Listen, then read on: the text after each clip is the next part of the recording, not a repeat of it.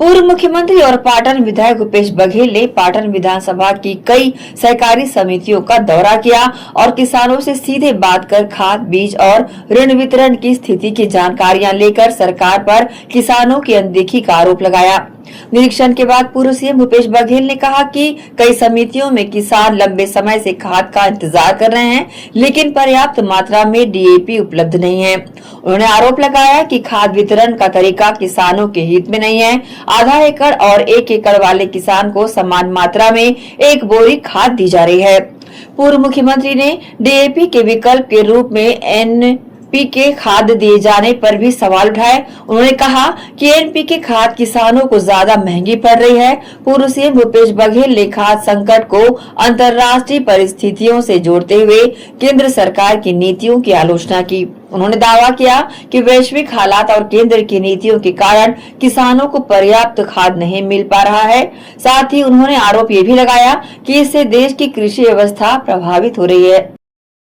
ये खेती किसानी का समय है, जून का महीना, और सब किसान खेत में जाने से पहले खाद बीज की व्यवस्था करते हैं, लेकिन सरकार की ओर से खाद बीज की पूरी व्यवस्था नहीं की गई है। अलग अलग समितियों में अलग अलग खादों मतलब जो रासायनिक खाद है उसकी कमी दिखाई पड़ रही है। डीएपी की सभी जगह शॉर्टेज है।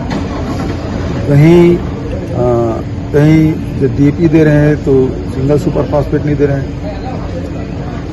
और खाद भी दे रहे हैं तो 5 एकड़ में 2 बोरी दे रहे हैं। और बेसल खाद है वो इसी समय डाला जाता है शुरुआत में, बाद में देने से उसको कोई लाभ होता नहीं। और दूसरे प्रकार की जो खाद है, जो एनपीके, चाहे वो 12-32-16 की बात हो, चाहे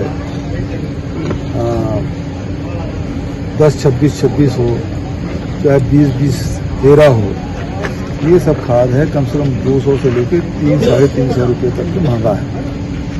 तो खाद की कीमत बढ़ा दी है और जनता को पता नहीं चल रहा है, लेकिन मजबूरी सब किसान उठा के ले जा रहे हैं और उसका वो रिजल्ट नहीं आएगा, क्योंकि जितना उनको जमीन में नाइट्रोजन, फास्फोरस, पोटास की जरूरत है वो उतना इसमें मिलने वाला नहीं है और उत्पादन निश्चित रूप से प्रभावित होगा।